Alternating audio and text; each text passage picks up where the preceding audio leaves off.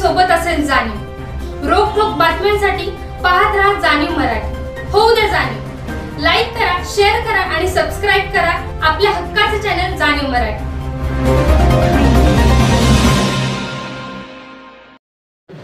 तेवीस 24च्या या आर्थिक वर्षामध्ये बँकेस करपूर्व विक्रमी नफा झालेला आहे। तो नफा 179 कोटी 41 लाखाचा नफा झालेला आहे।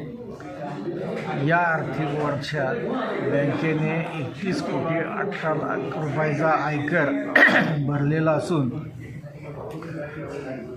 148 कोटी 22 लाख इतका करोत्तर नफा बँकेस या वर्षी झालेला आहे। बँकेच्या ठेवी 10,511 कोटी 50 लाख रुपयाच्या असून एकूण कर्जे 7,293 कोटी 35 लाखाची झालेली आहे। बँकेचा संमिश्र व्यवसाय हा 17,804 कोटी 85 लाख झालेला आहे। बँकेच्या स्वनिधीमध्ये 83 कोटी 39 लाख इतकी भरीव वाढ करण्यात संचालक मंडळ यशस्वी झाले असून एकूण स्वनिधी 988 कोटी 61 लाख इतका स्वनिधी बँकेचा झालेला आहे। रिझर्व्ह बँकेच्या मार्गदर्शक सूचनांप्रमाणे सरकारी कर्जरोख्या आणि बँकांमधील सुरक्षित गुंतवणूक 988 कोटी 61 लाख झालेली आहे। बँकेचे ढोबळ अनुत्पादन कर्जे म्हणजे ग्रॉस NPA या आर्थिक वर्षात रुपये 41 कोटी 23 लाख असून एकूण कर्जाशी हे प्रमाण फक्त 0.57% आहे। ढोबळ NPAचे प्रमाण देशातील सर्व बँकांमध्ये कमी आहे। निव्वळ अनुत्पादक कर्जे म्हणजे नेट NPA प्रमाण गत 17 वर्ष 0% राखण्यात संचालक मंडळाला यश आलेलं आहे। बँकेने आपल्या या नफ्यामधून शेतकऱ्यांसाठी दरवर्षीप्रमाणेच भरीव तरतुदी यावर्षीही केलेल्या आहेत। शेतकऱ्यांच्या पाल्यांना उच्च शिक्षणासाठी दिलेल्या शैक्षणिक कर्जावर व्याज परताव्यासाठी 2 कोटी 49 लाख रुपये तरतूद केलेली आहे। यामुळे शिक्षण कालावधीत शैक्षणिक कर्ज हे 0% व्याजदराने प्राप्त होणार आहे। देशामध्ये या प्रकारचा कर्ज पुरवठा करणारी सातारा जिल्हा मध्यवर्ती ही एकमेव बँक आहे। बँकेने विकास सेवा संस्थांना मध्यम आणि दीर्घ मुदत कर्ज वसूलपात्र हप्त्यावर 5.5 ते 8% व्याज सवलत दिली आहे। म्हणजे एकूण सभासदांना फक्त 5%चा व्याजाची आकारणी होणार आहे आणि त्यासाठी रुपये 5 कोटी व्याज परतावा तरतूद केलेली आहे। शेतकरी अनुत्पादक कंपन्यांना प्रोत्साहन म्हणून 6,18,000ची तरतूद केली। व्यक्तिगत गोडाऊन बांधकाम व्याज प्रोत्साहनासाठी 1,84,000ची तरतूद केली आहे। शेतकरी कॅश क्रेडिट वसुली प्रोत्साहन व्याज परतावा योजनेसाठी 1 कोटीची तरतूद केलेली आहे। विकास सेवा सोसायट्या करण्यासाठी बँकेने विविध तरतुदी केलेल्या आहेत। ज्या विकास सेवा संस्था 2024मध्ये ज्या विकास सेवा संस्थांनी चांगल्या पद्धतीचं कामकाज केलेलं आहे अशा एकूण 14 संस्थांची निवड बँक करणार आहे आणि त्यातून जिल्हा पातळीवर एकूण 3 पुरस्कार देण्यात येणार आहेत। ते साधारण पहिला क्रमांक 51,000 रुपये, द्वितीय क्रमांकाला 41 आणि तिसऱ्या क्रमांकाला 31,000 रुपयाची तरतूद करण्यात आलेली आहे। तसेच तालुका स्तरावरील 11 तालुक्यामधील 11 संस्थांना प्रत्येकी 21,000 प्रमाणे बक्षीस त्यांना देण्यात येणार आहे आणि यासाठी एकूण 3,54,000ची तरतूद बँकेने आपल्या नफ्यामधून केलेली आहे। देश पातळीवरील बँक पातळीवर ज्या संस्था 100% वसुली करण्यात यशस्वी झालेल्या आहेत अशा बँकांना 50,000 प्रति संस्थाप्रमाणे 940 संस्थांना 4,70,00,000 रुपयाची तरतूद करण्यात आली आहे. सन 8-9 पासून आत्तापर्यंत बँकेने संलग्न विकास सेवा संस्थांना वसुली प्रोत्साहनपर प्रत्येक संस्थेस 3,82,500 प्रमाणे रक्कम अदा केली आहे. संस्था पातळीवर 100% वसुली करणाऱ्या संस्थांना 20,000 प्रति संस्थाप्रमाणे 100% संस्थांना गौरव निधीसाठी 20 लाखाची तरतूद केलेली आहे.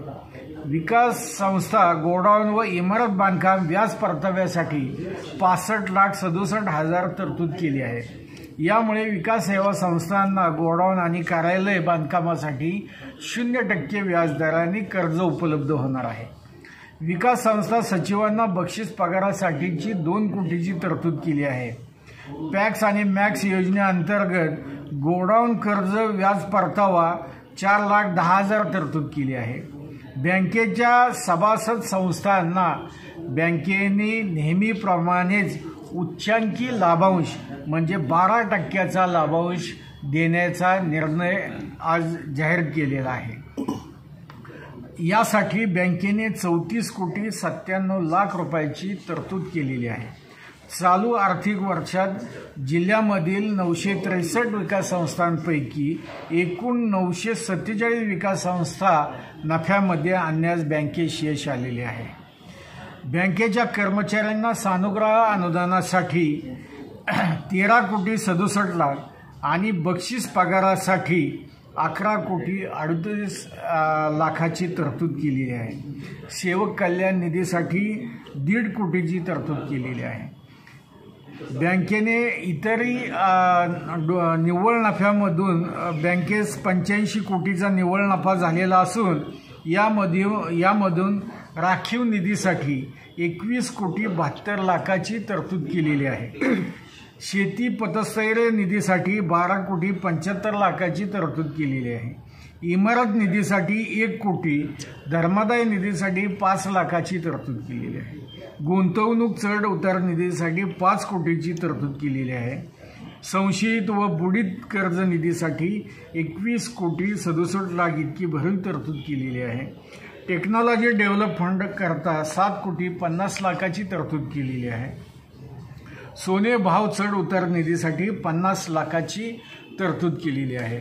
अशा पद्धतीने बँकेने हा एकूण 179,41,41 रुपयाचा करपूर्व नफा, करोत्तर नफा 148,22,00,000 आणि निव्वळ नफा हा 85 कोटी बँकेत झालेला आहे.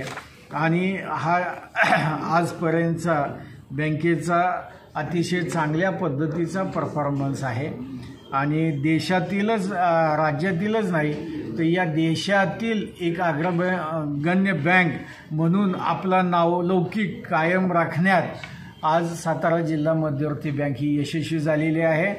आणि यामध्ये ज्यांच्या नेतृत्वाखाली आम्ही बँकेचे कामकाज करतो ते महाराष्ट्र राज्य विधान परिषदेचे माजी सभापती माननीय रामराजे नाईक निंबाळकर साहेब, माजी सहकार मंत्री बाळासाहेब पाटील साहेब, श्रीमंत छत्रपती उदयनराजे भोसले साहेब, माननीय आमदार शिवेंद्रराजे भोसले साहेब, माननीय आमदार मकरंद पाटील, तसेच बँकेचे आमचे उपाध्यक्ष आणि सर्वच बँकेचे संचालक मंडळ, कर्मचारी या सर्वांचे या प्रगतीमध्ये अतिशय मोलाचे योगदान आहे.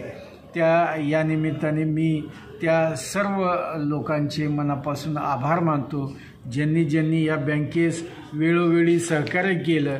त्या सर्व या जिल्ह्यातील शेतकरी बांधवांचे सुद्धा मी या निमित्ताने मनापासून आभार मानतो आणि माझे 2 शब्द संपवतो. साधारण बाहेरून नूतनीकरण आपण केलेलं आहे आणि त्यासाठी 2.5 कोटीच्या आसपास हा खर्च झालेला आहे. अल्पभूधारक शेतकरी म्हणजे शासनाच्या नियमानुसार 20 गुंठे जमीन ज्याला क्षेत्र आहे तेच सभासद हे सोसायटीचे सभासद, तेच शेतकरी हे सोसायटीचे सभासद होऊ शकतात. हे शासनाचे जे बॉयलॉज आहेत त्या बॉयलर्समध्येच त्याची प्रोव्हिजन आहे. त्यामुळं माझ्या माहितीनुसार 20 गुंठ्यापेक्षा कमी क्षेत्र असलेल्या सभासदाला संस्थेचं सभासद होता येत नाही.